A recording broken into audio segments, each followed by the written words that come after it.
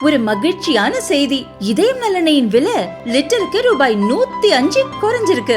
September 2023ல 1 litre இதயம் நலனையின் அதிகபட்ச விலை ரூபாய் 503. ஆனா இப்ப 1 லிட்டர் இதயம் நலனையின் விலை ரூபாய் 398 மட்டும்தான் தமிழ்நாட்டுல. அப்ப இனிமே எல்லாரும் இதயம் நலனை வாங்கலாம் இல்ல? மாண்புமிகு பேரவைத் தலைவர் அவர்களே, அவர் கோரிய அந்த சுப்பிரமணிய சாமி திருக்கோயில் 15,70,70,000 ரூபாய் செலவில் திருப்பணிகள் மேற்கொள்ளப்பட்டு இந்த மாதம் இறுதி 31/1 அன்று குடமுழுக்கு தேதி நிர்ணயம் செய்யப்பட்டிருக்கின்றது என்பதை பேரவைத் தலைவர் வாயிலாக மாண்புமிகு உறுப்பினருக்கு தெரிவித்துக் கொள்கிறேன். மாண்புமிகு உறுப்பினர் கணேஷ். மாண்புமிகு பேரவைத் தலைவர் அவர்களே, மரியாதைக்குரிய மாண்புமிகு முதலமைச்சர் அவர்களுக்கும் இந்து அறநிலைத்துறை அமைச்சர் அண்ணன் அவர்களுக்கும் நன்றி தெரிவித்துக் கொள்கிறேன்.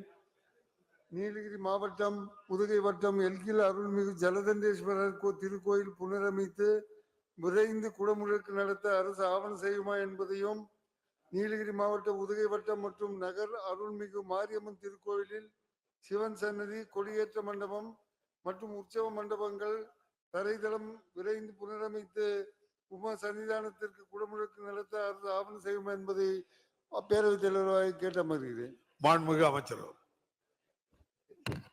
அவர் கோரிய ஜலகண்டேஸ்வரர் திருக்கோயிலுக்கு ரூபாய் 27.5 லட்சம் செலவில் திருப்பணிகள் மேற்கொள்ளப்பட்டு 16/3/2025 அன்று குடமுழுக்கு நிர்ணயிக்கப்பட்டிருக்கின்றது.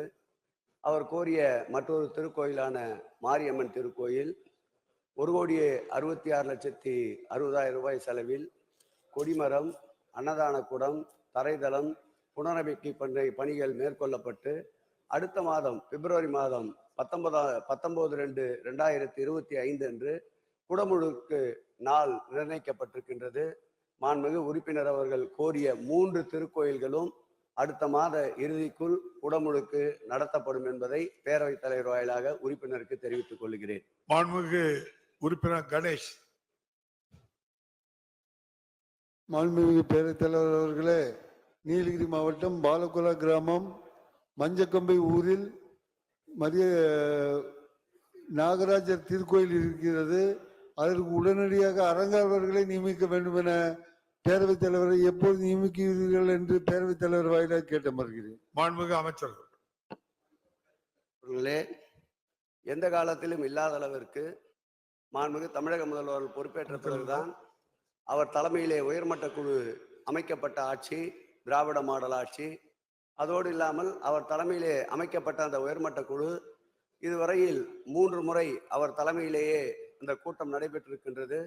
அறங்காவலர் நியமனத்தை பொறுத்தளவில் இந்த ஆட்சி ஏற்பட்ட பிறகுதான் இதுவரையில் 8,406 திருக்கோயில்களுக்கு அறங்காவலர்கள் நியமிக்கப்பட்டிருக்கிறது என்பதை தெரிவித்து, நீங்கள் கோரிய அந்த திருக்கோயிலுக்கும் அறங்காவலர் நியமிக்கப்படும். அடுத்த மாதம் பிப்ரவரி மாத இறுதிக்குள்ளாக உங்களுடைய சட்டமன்ற தொகுதியில் மாத்திரம் 7 திருக்கோயில்களில் 21 கோடி ரூபாய் செலவில் திருப்பணிகள் முடிவுற்று குடமுழுக்கு நடத்தப்பட இருக்கின்றது என்பதை பேரவைத் தலைவர் வாயிலாக மாண்புமிகு உறுப்பினருக்கு தெரிவித்துக் கொள்கிறேன்.